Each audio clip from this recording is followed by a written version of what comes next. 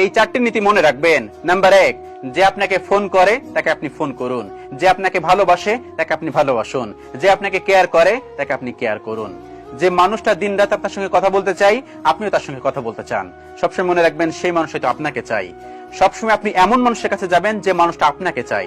আপনি এমন কোন মানুষের কাছে যাবেন না যে মানুষটা আপনাকে চায় না কিন্তু আপনি তাকে চান। এই ধরনের মানুষ থেকে দূরে থাকুন। নাম্বার 2, যে মানুষটা আপনাকে ভুলে গেছে তাকে আপনি ভুলে যান। সবসময় মনে রাখবেন যে আপনাকে ভালোবাসে তাকে আপনি ভালোবাসুন, যে আপনাকে ভুলে গেছে তাকে আপনি ভুলে যান। কোন একটা মানুষের সাথে আপনার 3-4 মাস 5 মাস কথা হয়নি, তাহলে সেখানে আপনি খোঁজ নিয়ে দেখুন সেই মানুষটা বেঁচে আছে কিনা। যদি সেই মানুষটা বেঁচে থাকে তাহলে আপনি সেখানে মরে গেছেন। কি বুঝলেন?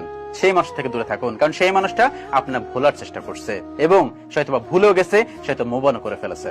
সেজন্য যে আপনাকে ভুলে গেছে আপনিও সেখানে তাকে ভুলে যান। নাম্বার 3, যে আপনাকে ভালোবাসে তাকে আপনি ভালোবাসুন। যে মানুষটা আপনাকে পাগলের মতো ভালোবাসবে, পাগলের মতো কেয়ার করবে, আপনিও তাকে ভালোবাসুন।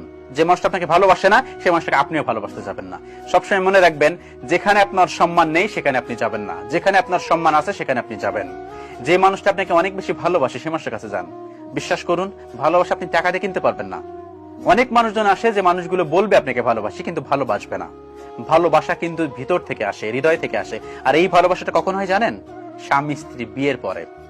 একে অপরকে চাইলেও ছেড়ে দিতে পারে না, কারণ তাদের একটা ভবিষ্যৎ আছে, তাদের একটা প্রজন্ম আছে। সেজন্য এই ভালোবাসা কখনোই হারাবেন না।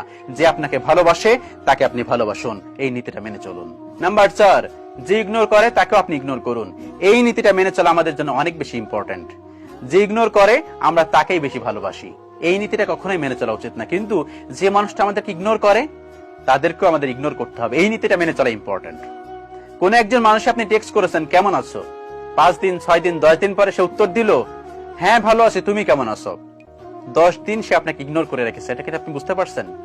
সবসময় মনে রাখবেন, এই পৃথিবীর কোন মানুষ এতটা ব্যস্ত নয় যে আপনার টেক্সটের উত্তর দিতে পারে না, এতটা ব্যস্ত নয় যে আপনাকে 2 মিনিট ফোন করতে পারে না।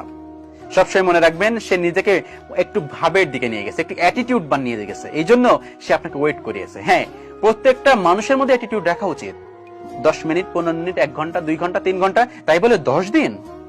তারপরও আপনি কিভাবে সেই মানুষের সাথে সম্পর্ক রাখেন, কিভাবে ভালোবাসেন, আমি তো বুঝি না, আমার তো মাথায় ঢোকে না। সেজন্য যে আপনাকে ইগনোর করে আপনি তাকে ইগনোর করা শুরু করুন, আজ থেকে, এখন থেকে, এখনই।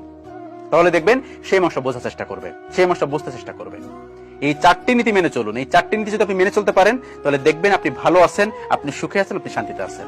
না হলে কিন্তু আপনার জীবনেও কষ্ট ঘনিয়ে আসবে।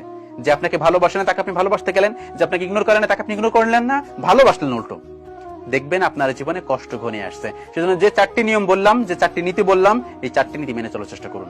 আল্লাহ রাব্বুল আলামিন আমাদের সকলকে বোঝার তৌফিক দান করুন। আমিন।